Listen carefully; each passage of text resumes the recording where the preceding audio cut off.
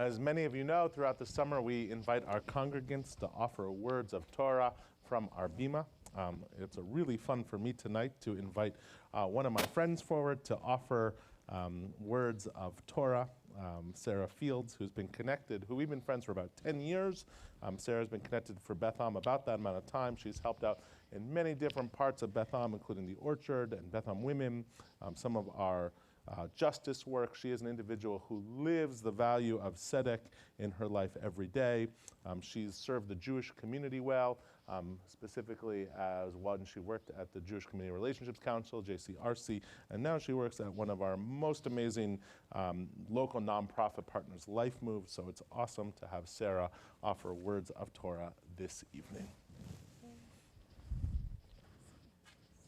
Every once in a while.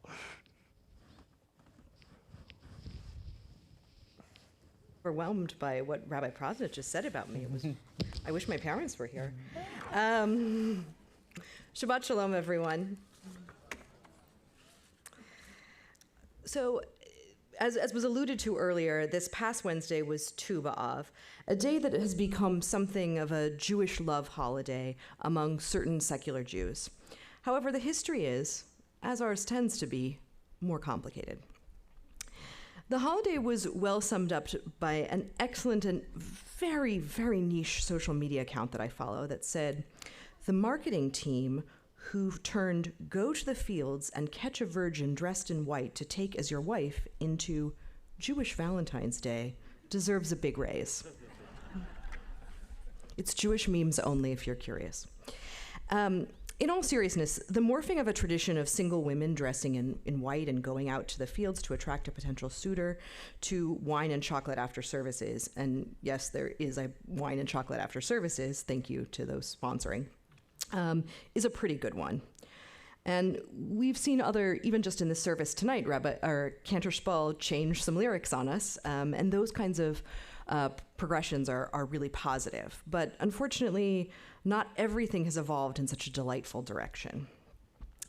Last year, in the last 3 days of June, in the United States, a country that has in so many ways been such a wonderful place, not just for Jews, but especially for Jews, and for many religious and ethnic minorities, took several steps backwards. In those last 3 days of June, 3 decisions were made by our Supreme Court that shifted not only our laws, but our societal values. First, in West Virginia versus the Environmental Protection Agency, the court ruled that in relation to the Clean Air Act, to the extent to which the EPA can regulate carbon dioxide emissions related to climate change. Ultimately, this was the first time a majority opinion held that a federal agency lacked the authority to issue a regulation. Since we're a people of questions, I would question, who then does have the authority to issue a regulation? Next, in New York State Rifle and Pistol Association versus Bruin, often referred to as the Bruin case, the court ruled that New York's concealed carry law was unconstitutional. It extended the right to own a gun for self-defense in the home to also exist outside of the home. The ruling was strengthened by strong originalist sentiments advancing an understanding of the Second Amendment that cannot take current public safety into account, only history and tradition, and rules of the time of the Constitution was written. And lastly, I suspect many of you are familiar with Dobbs versus Jackson Women's Health Organization, which took the court in a unique and unusual step of, for the first time, revoking a fundamental right recognized by the court for the last 5 decades, overturning Roe and calling into question well-accepted rights around privacy. Okay. I was abroad when all of this happened. My brother and sister-in-law and beloved little nephew live in London, and I was visiting them at this time last year. When it was time for me to return home, my brother sort of half joked, maybe I shouldn't go back. Several hours later, of course, I did land back at SFO, and I felt a deep sense of sadness and disappointment in my country. Typically, I'm happy to come home to California, as I imagine many of us are. But a year ago, that homecoming was filled with a very different set of emotions. Our Supreme Court had been pushing social policy against social progress, and that not only worried me and continues to worry me, but these shifts in law also continue an erosion of public truth, or of public trust, in our government and our institutions. When I went out to write what I might say on this evening of thinking about both reproductive justice and our congregational celebration of Tu B'Av, I felt a bit overwhelmed. The Dobbs decision represents so much backsliding for my generation. I'm 37. Many of my closest friends are parents or trying to become parents in this decade of our lives. Many through a myriad of modern fertility treatments, some of which are now or might soon be called into question, and some have made the decision not to become parents. Recently, I flew to Denver for the Brit Milah of my best friend's second son. I was thrilled to be able to make the trip. Her first one was born during a much higher COVID risk period, and I was devastated to not welcome him to the Jewish people, and I would not miss the second one. My friend's in-laws flew in at about the same time I did, and they generously offered to drive me. Her mother-in-law, a warm, interesting woman who, among many other things, happens to be a rabbi, and I chatted for a while, and we discussed her joy in welcoming a fifth grandchild into the world.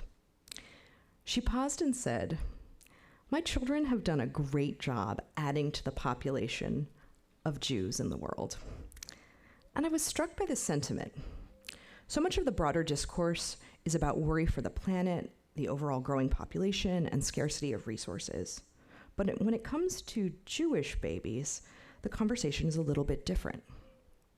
Growing up in the Reform movement, I often heard of rabbis who would agree to marry a Jew and a Gentile only if they promised a future of Jewish children. While I understood the reasoning behind such decisions, I cannot help but wonder if this approach is too concerned with outputs and overbuilding a thriving community. The decision to have children after the Shoah was and continues to be an act of hope and faith. And that is really what my friend's mother-in-law was getting at in her moment of joy. In all this about Jewish children, where does this leave the Jewish understanding of when, where, and how to have these children? As a congregation, we have explored the sacred texts in our understanding and examining of Jewish concepts of life, when it starts and when it ends. As a small refresher, the first mitzvah to the world, the commandment that stands behind all other commandments, is given in the opening verses of Genesis. The human being is obliged to go out into the world and fashion, transform, and renew the cosmos. The greatest aspiration of the Jew is to create, to bring into the world new ideas, healing relationships, and expand the boundaries of knowledge. Most fundamentally, the human being must refine, renew him, her, or their self. According to Rabbi Joseph Soloveitchik, one of the great scholars and translators of traditional Judaism in the last century, Genesis chapter 1 is the source for the inherent dignity of all human beings. God gave us a precious gift. All of humanity and all its diversity has been created in the image of the divine. And this is also the great mitzvah and the central challenge of all our lives. Genesis commands that we take this gift seriously and understand its normative implications. Go, create, renew. It's the first mitzvah. This week's Parsha, Erev, begins with, "If only you would listen to these laws," which contains a verb that is a fundamental motif of the whole book of Deuteronomy. The verb is shema. The verb is also in last week's Parsha, in the most famous line of the whole of Judaism, Shema Yisrael. It appears nearly 100 times across the book of Deuteronomy, but the challenge of this word is something that Rabbi Jonathan Sachs, the former chief rabbi of the United Kingdom and of blessed memory, called the fallacy of translatability. The fallacy of translatability. I'll say it again. You'll use it at a dinner party later. Simply put, he argues that many translations are not a true "this means that." And this holds especially true for this section of the text. There is no single English word that means to hear, to listen, to heed, to pay attention to, and to obey. And yet Shema is translated in all of those ways across many different translations. The expansiveness of language and law here is essential in continuing to believe that an ever-improving society, even at a time when progress appears to be distant, is possible. Reproductive justice is an everyone issue, not a women's or men's issue, not a straight or queer issue, not a young or old issue, but everyone. Life is sacred in Judaism. Banning potentially life-saving medical procedures or interfering with a patient's decision-making and moral agency runs contrary to the Jewish commandment to protect and make life.